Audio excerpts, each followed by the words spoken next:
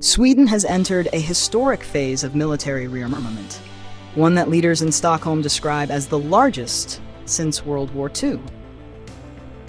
After decades of relative restraint in defense spending, the country is now embarking on an ambitious modernization drive, prompted by a deteriorating security environment in Europe, Russia's ongoing war in Ukraine, and the responsibilities of Sweden's newly achieved NATO membership. For viewers of this channel, I invite you to stay with us as we unpack these developments. And if you find value in these in-depth analyses, please support the channel by subscribing, liking, and sharing. Your engagement allows us to continue providing clear-eyed, professional military commentary. At the heart of this effort is a dramatic increase in defense spending. Sweden has pledged to raise its defense budget to 3.5% of GDP by 2030, up from roughly 2.4% today. To finance this, Parliament has agreed on a cross-party plan to borrow 300 billion SEK, around 31 billion USD, spreading the investments across the next decade. For a country long known for its fiscal conservatism, this step underscores the seriousness with which Stockholm views its strategic environment. The procurement drive is vast, touching every branch of the armed forces. The Swedish Army is set to receive a new fleet of 44 Leopard 2A8 main battle tanks, while also upgrading 66 existing Leopard 2s to the Stridsvagn 123A standard.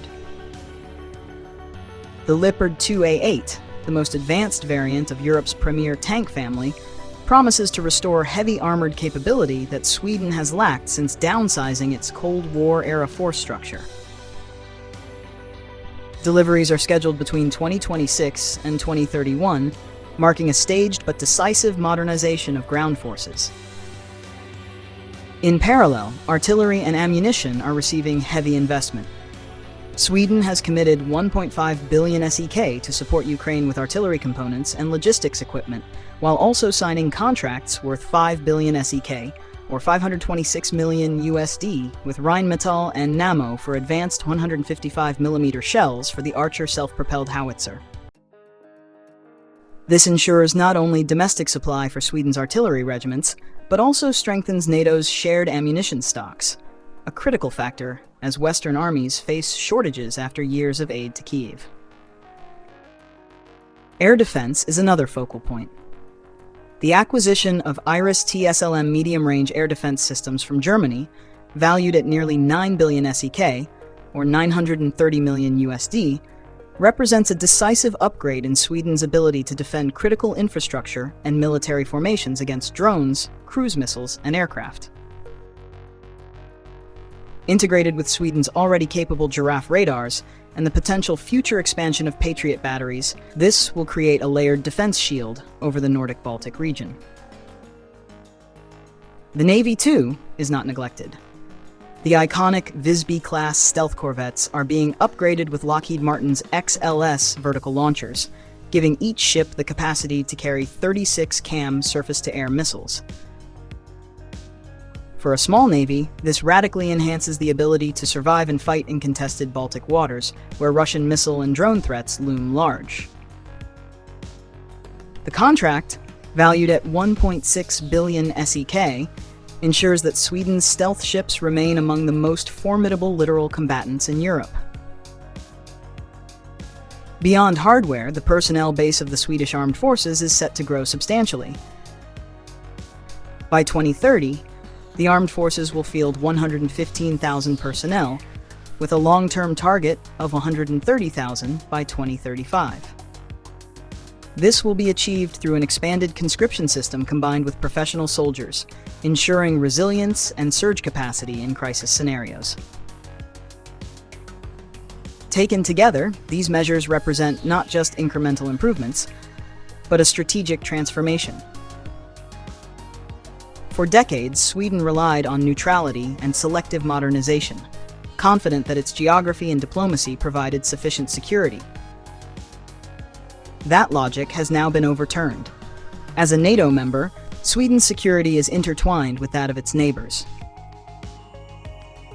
Its investments are not simply about national defense, but about forming part of the Nordic Shield, a coherent defense architecture that stretches from Norway through Sweden and Finland into the Baltic states.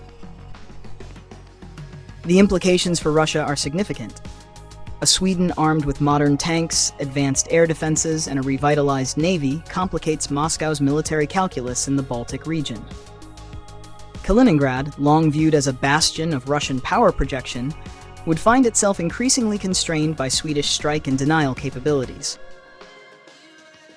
Furthermore, Stockholm's industrial base, already renowned for Saab's Gripen fighter jets, BAE Systems Hägglunds, CV-90 infantry fighting vehicles, and the Archer artillery system, positions Sweden as a major contributor to NATO's collective defense industry. Yet there are challenges. Financing such an ambitious program requires not only debt, but also political consensus. The ruling coalition has achieved cross-party support for now, but future economic downturns could test Sweden's willingness to sustain high defense spending. Moreover, procurement schedules extending into the early 2030s leave a potential window of vulnerability, as much of the hardware will not arrive immediately. Sweden is racing against time to ensure its forces are ready should tensions with Russia escalate further. Still, the symbolism of this rearmament is powerful. It signals to allies and adversaries alike that Sweden has decisively turned a page in its defense policy. Where once neutrality and minimal force sufficed, now full-spectrum readiness is the goal. For NATO, this means another capable northern partner, reinforcing deterrence across the Baltic and Arctic frontiers. For Europe, it means proof that mid-sized states can commit to meaningful defense, even at economic cost. For our community here, it is important to recognize that this moment will shape Sweden's security for decades. The investments made now will define the operational reach, resilience, and deterrent credibility of the Swedish armed forces in 2030 and beyond. And so I turn to you. What do you think of Sweden's decision to borrow heavily and commit to such a sweeping buildup? Is it the only rational choice given the current threat environment, or does it risk overextension? Share your views in the comments. Your insights enrich this discussion and strengthen our understanding of Europe's evolving defense landscape.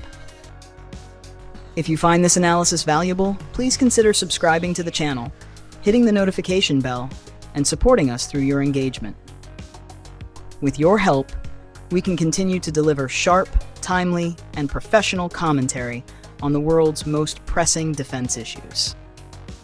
Sweden's rearmament is not merely about weapons and budgets.